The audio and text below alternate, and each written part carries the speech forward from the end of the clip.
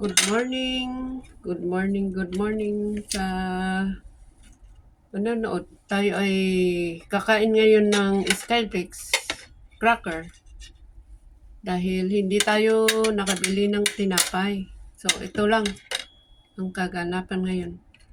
Pero ito, hindi ko masyado gusto. Pero itry ko lang naman ulit kasi matagal nang hindi ako gumamit nito. Yung lettuce. Lettuce. Tapos ito,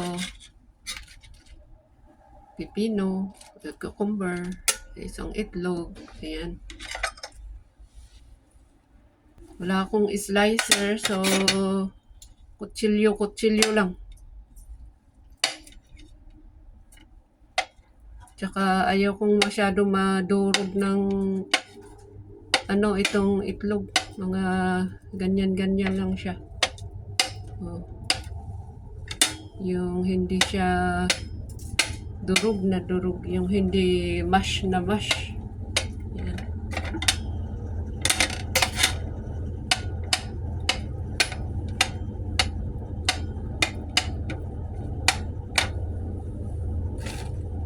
Tapos itry ko nga itong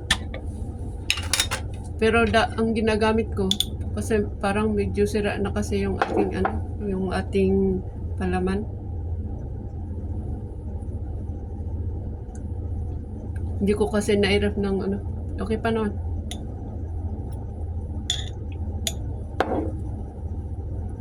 Kaya lang parang huwag na lang. Baka sumakit ang tiyan ko. Ito na lang.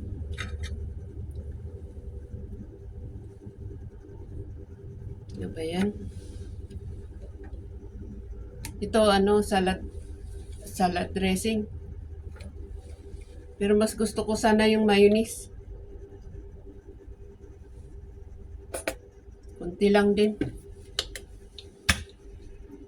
Kasi halos pareho din sila sa itlog. Tapos mix lang.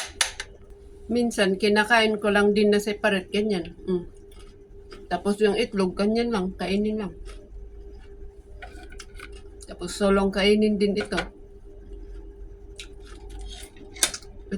Pero ito, pwede rin kainin na ganyan. Pero this time gusto ko yung ganito.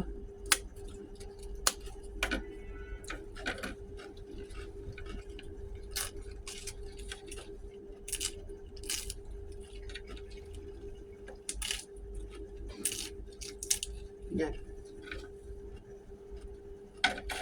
Pwede rin namang buo na ganyan pero gusto ko yung isang subo. Ayaw ko yung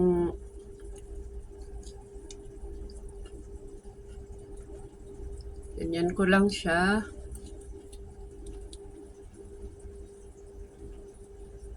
Ano ba yan?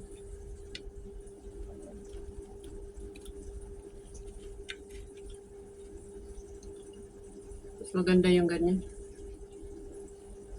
Oh, pag pinagsama-sama, malaki sa bunganga.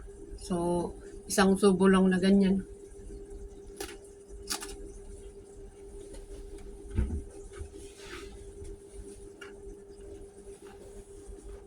Pero mag-ingat pa rin sa pagkain ng mga ganito. Kailangan ibabad ng kasi siyempre yung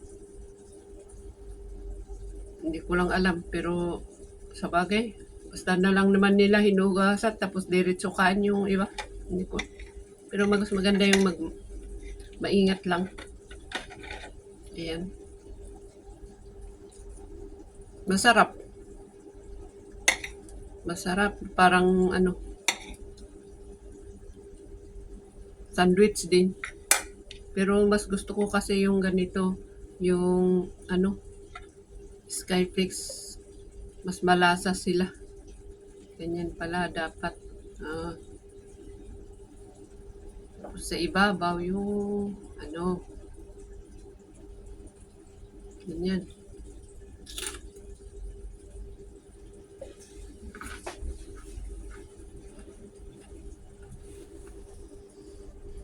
Nakakabusog din pala. Kahit ano, kala ko 2 pack ang kakainin kong ganito, isa lang okay na. Siyempre, 'pag nagsama-sama ito, nakakabusog talaga. 'Pag nagsama-sama sa tiyan. 'Di ba ang cute?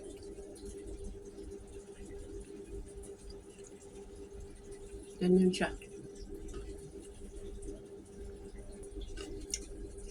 Mamaya kakainin ko na lang din na ganyan. Isa pa lang nakain ko, oh, may 2 pa. 'Di ba 3 lahat ito sa isang pack. Isa pa lang nakain ko, nakakabusog.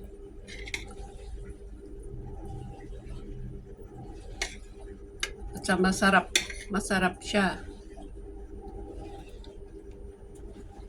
Kahit konti lang ilagay na mayonnaise, hindi maganda pagka ano, marami tayong makain na mayonnaise. Yan.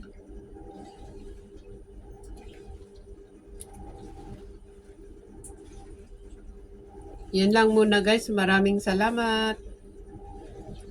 Ganda pala itong pang-stock pag malapit na ang may bagyo na papadating. Bibili ng ito, hindi naman nasisira agad. Tapos itlog o ito, cracker. Mga ganito, hindi naman madaling masira. Pwede. Pero dito ko ginagawa to kasi dito pagka typhoon, sarado lahat yung mga tindahan. Nakabukas naman pero syempre hindi ko alam kung nakabukas o hindi. Mahirap lumabas pagka bagyo. Kung malakas lang naman ang bagyo.